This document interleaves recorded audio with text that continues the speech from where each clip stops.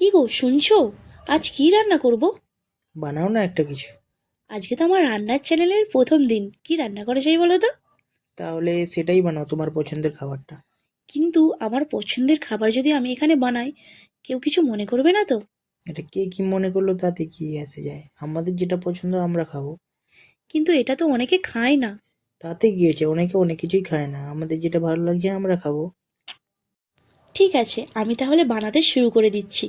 তুমি আমার হাতে হাতে একটু কাজ করে দাও তো। নিশ্চয়ই আমি করছি।